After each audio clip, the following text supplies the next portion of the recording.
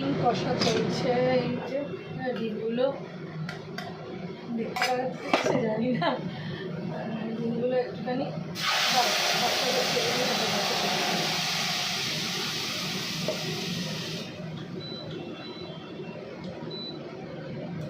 ডিম কষা করছি, একটু কষা কষা করেই করছি। ডিম কষা মশলাটা বানালাম। মশলাটা বলতে এর মধ্যে আমি টমেটো দিলাম, দুটো মিডিয়াম সাইজের টমেটো দিলাম, আর পেঁয়াজ দিলাম 4টে, 10টা ডিম সেদ্ধ করেছিলাম, দুটো ছেলেকে কলেজে দিয়ে দিলাম। আর তো ডিম কী বলে বলছিলাম তোমাদের, পেঁয়াজ দিয়েছি আর রসুন দিয়েছি আর দিয়েছি হচ্ছে টমেটো দুটো আর একটু আদা কুচি দিয়ে আমি একটা মশলা বানিয়ে নিলাম। মশলাটা বানিয়ে নিলাম, সেই মশলাটা মিক্সিতে করে ফার্স্টে ওটাই তোমার দিয়ে দিলাম। আর ডিমগুলো চিড়ে নুন হলুদ দিয়ে আমি রেখে দিয়েছিলাম সেদ্ধ করে। সেটা তো সকালবেলাই করলাম, তোমরা তো দেখতে যে সেদ্ধ করে নিলাম। এরপর আস্তে আস্তে এবার এটা বসিয়ে দিই, এটা একটু কষা কষা করবো, বুঝলো? কষা না করলে না জিনিসটা ভালো লাগে না। শীতকালে ডিম কষা এখানে কষা একটু বেশি হলে বেশ ভালোই লাগে। আর ডিম খেতে বলতে ওই সকলেই খুব ভালোবাসে, সব বাড়িতেই আমি দেখেছি ডিমটা খুব চলে। আমি তার জন্যে ডিমের কষাটা একটুখানি ভালো করে করার চেষ্টা করছি। এরপর দেখি কী রান্না করবো। রান্না যে কোনো প্ল্যান করে করছি না, সবই একটু ছুটি মরশুম তো বছরের শেষে দেখি। এরপর বাঁধাকপি আছে, ফুলকপি আছে, গাজর আছে, অনেকটা কুমড়ো জমে আছে। দেখি কুমড়োটাই যদি করতে পারি, ফ্রিজ থেকে কুমড়োটা বার করি, কুমড়োটাই ভাবছি করবো। আমি কুমড়ো কিছু দিয়ে একটা করতে হবে।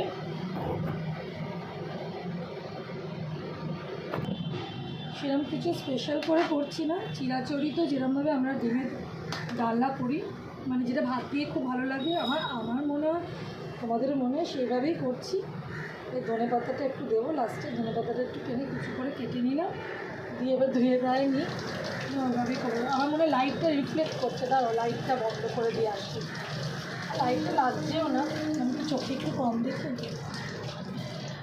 একটুখানি কম দেখি চোখে। সামনে পাওয়ারটা খুব বেড়েছে, মানে সামনে আমি কোনো লেখা না ওই ছাড়া পড়তে পারি না, বলো, চশমা ছাড়া সামনের লেখাগুলো পড়তে পারি না, বেশ পাওয়ারটা বেড়েছে। তার ক্যামেরাটা আমার থেকে করি।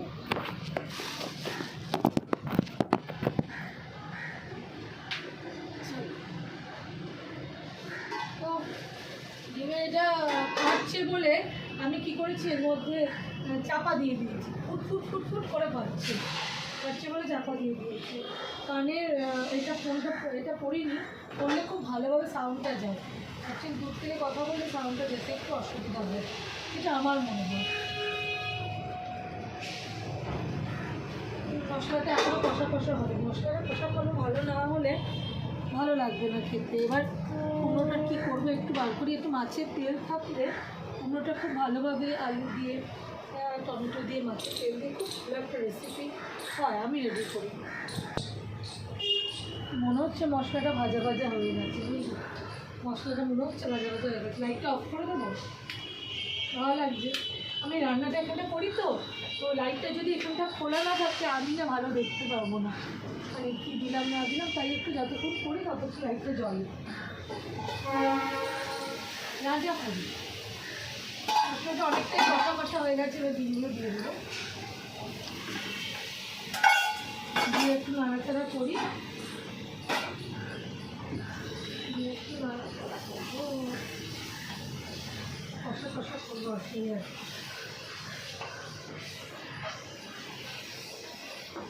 ডিম পাগল তো আমি একাই বাড়িতে, আমার বর তো মানে ডিম হলে ঠিক আছে, আমার বর হচ্ছে মাছ পাগল। তার মানে মাছে নাড়ি পোতা একদম, মাছে মানে মাছ ছাড়া বলতে গেলে ওর কষ্ট হয়। আর ডিম দিয়ে আমার আর বাচ্চাদের খুব ভালো চলে, খুব ভালো চলে, খুব ভালো চলে। আমি সকাল থেকে চুলটুল আমি কিছুই আশ্রয় নেই, এই চানের সময় সব করবো। কষ্টটা ভালো করে করতে জলে মশলাটাকে এখন তেল ছাড়িনি বন্ধুরা, তেল ছাড়ুক, তারপর আমার মতন থেকে ডিম পাবো। দেখো আমি তো ডিম পাবো দুখানি, আবার আমার বড় ছেলে মেয়ে ওরা যখন বলে মা তুমি কুসুমটা খেও না, কোলেস্ট্রল লাগে। এবার আমার কোলেস্ট্রল ব্যাড কোলেস্ট্রল যেটা সেটা নেই, এমনি নর্মাল কোলেস্ট্রল আমি শুনেছি ডাক্তারদের মুখে সামান্য একটু বেশি আছে, যেটা কোনো ব্যাপার না, কোনো কোনো সময় বাড়ে, কোনো কোনো সময় কমে যায়। তো আমার ওই নিয়ে আমার কোলেস্ট্রল হলে আমি ডিম খাবো, মরেই তো যাবো একদিন, যদি নাই খেতে পারি তো কী হবে।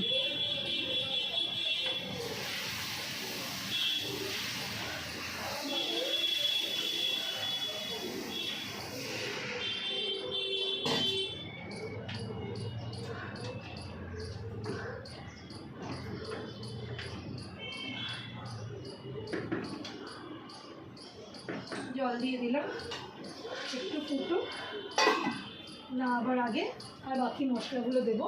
ধনে পাতাটা দেবো, ওইদিকে রেখে দিই।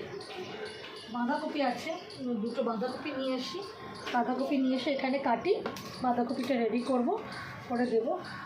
বাঁধাকপি খেতে ভীষণ ভালো লাগে, ভীষণ ভালো লাগে। একটু দাঁড়াও, আমি বাঁধাকপি দুটো নিয়ে আসি।